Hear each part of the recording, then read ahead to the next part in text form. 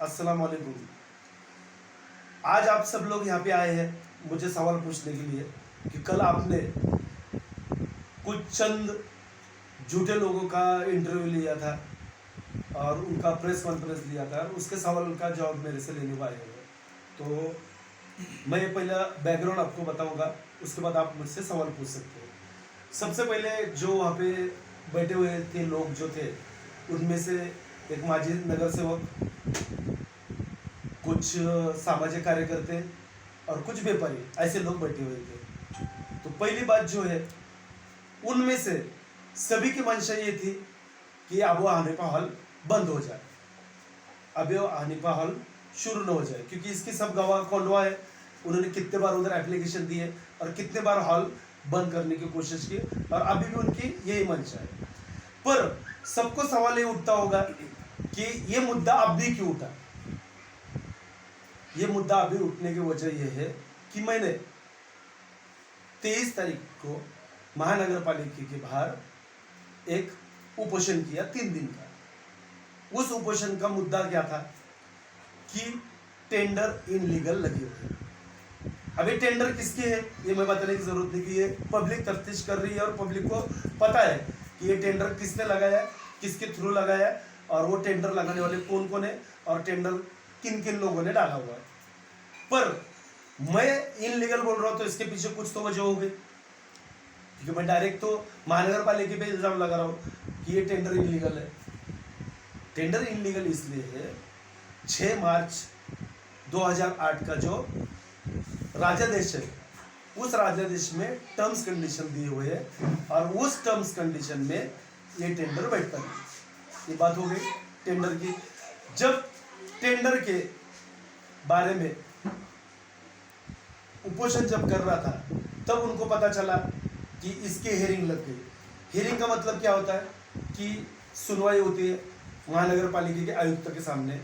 Hearing मतलब as well as court. जब court में सब ये बातें हैं तो मैं आपको कोई भी बातों का क्लेरिफिकेशन यहाँ पे नहीं दे सकता, क्योंकि ये सब बातें उस तरफ है। सिर्फ जो भी इल्ज़ामात हैं, जो भी बातें हैं, वो उनके जगह पे उन्होंने बताई हुई है और मेरे जगह पे मैं बताऊंगा। खास करके आप हुसैन भाई के बारे में पूछ रहे, कौन किसने तो पूछा था हुसैन भाई के बारे में? नहीं, एक सवाल ये है कि अगर ये मामला कोर्ट में चल रहा है, कॉर्पोरेशन के कोर्ट में चल रहा है, तो फिर हमारे सवालों का जवाब कौन देगा? मतलब वो क्लियर तो होगा नहीं जवाब, हम जो पूछे सवाल। कौन सा सवाल पूछ रहे हैं आप? अब यहाँ पे आपके ऊपर इल्ज़ाम लगाया जा रहा है कि आपने लाखों रुपए पब्लिक से लिया है, हॉल के नाम पर फ्री बोलकर लाखों रुपए आपने पब्लिक से लिए, उसका क्या? आपका सवाल लाजमी है, क्योंकि मैंने फ्री फ्री फ्री बोलकर अगर हॉल के पैसे लिए होंगे तो जाहिर है उसके लिए पुरावा चाहिए। अभी कल की प्रेस कॉन्फ्रेंस के अंदर हुसैन भाई ने ऐसा दावा दाखिल किया कि असलम बागवान मेरे पास से 7,000 रुपये का हॉल का बुकिंग करता है, 3,000 मेरे को देता है और 4,000 रुपये वो लेते हैं करके उन्होंने दावा दाखिल करा है कि अभी अक्टूबर से लेके फरवरी तक की उनके पास में बुकिंग थी 250 से 300 की। अब असलम बागवान के कहने पर मैंने इनकी बुकिंग लिया हूँ, अब वो मेरे को दिए थे, तो उन्होंने ये दावा दाखिल किया है आपके ऊपर। तो इसके ऊपर आपका क्या कहना है? पहले बात तो मैं हुसैन भाई के बारे में बताऊंगा। मेरे और हुसैन भाई की दोस्ती 35 साल से है। हमारा जो है दोस्ताना इतना गहरा है, क्योंकि मैं उस आदमी को ब्लेम नहीं दूंगा। क्यों ब्लेम नहीं दूंगा? इसके वजह है क्योंकि हमारा सभी चीज़ों से, मतलब शादी ब्याह, घर का जो मामला है, दोस्ती है, उनकी परेशानी उनकी मुसीबत है, मेरी परेशानी मेरी मुसीबत है, हम दोनों एक दूसरे को काम में आते हैं। पर आप कल इंटरव्यू लेते टाइम पे एक बात का आपने ऑब्जर्व किया होगा कि बात हुसैन भाई नहीं कर रहे थे, बात हुसैन भाई के मुंह में डाली जा रही थी। ये सब आप रिकॉर्ड करते रहते आपके समझ में आया होगा।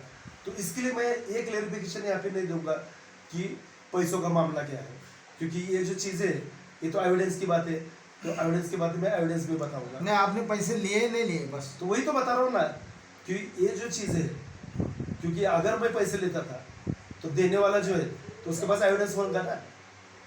तो हुसैन भाई ने तो ये बोला है कि मेरे पास पूरा असलम भाई को पैसा कितना दिया है, कब कब दिया है, ये सारा रिकॉर्ड पे लिखा हुआ है। बहुत अच्छी बात है, बहुत अच्छी बात आपने की कि उनके दुकान में सीसीटीवी कैमरा भी है। अच्छा, ये जो आपका हॉल पूरी बात होने दो, मेरी पूरी बात होने दो, बीच में बात मत काटो। सीसीटीवी कैमरा भी है, जाहिर है दुकानें वहाँ पे बुकिंग वहाँ पे ली जाती थी, तो मेरा वहाँ पे आना जाना भी रहेगा। व्यवहार भी जो होगा रहेगा तो उधर ही होगा रहेगा ना, और लिखा पढ़ी जो रहेगी तो मतलब मेरे किधर न किधर तो साइन, देखो जब पैसा लेते तो साइन भी करते हैं ना, तो वो सब चीजें भी होंगी ना, तो वो चीज आप चेक कर लो। हुसैन भाई ने ये भी दावा दाखिल करा कि भाई उन्होंने इतना मेरे को प्रेशराइज कर दिया कि भाई मेरी हालत ऐसी खराब होती कि भाई मैं क्या करूँ क्या नहीं करूँ, वो कल की स्पीच में वो भी बताया गया है। बताता हूँ, सादिक मजारी साहब ने जब जनवरी महीने में न्यूज डाली कि लोगों की यहाँ पे लूटमार हो रही, तो मैंने सादिक मजारी साहब को उनके पास पीछे भेज दिया कि ये क्या क्या चल रहा है हॉल में, खाना पकाने के 2000 क्यों ले जा रहे, ऊपर खाना पहुंचाने के 400 रुपये क्यों ले जा रहे, बर्तनों के 6-6 हजार रुपये बिल क्यों ले जा रहे, ये सब जो चीज़ें ये तफ्तीश 15 दिन तक सादिक मजारी साहब कर रहे थे। तो ये 15 दिन के तफ्तीश में बार बार सादिक मजारी उनको ये सवाल पूछते थे कि कॉर्पोरेशन का सिक्का मारा हुआ फॉर्म किधर है।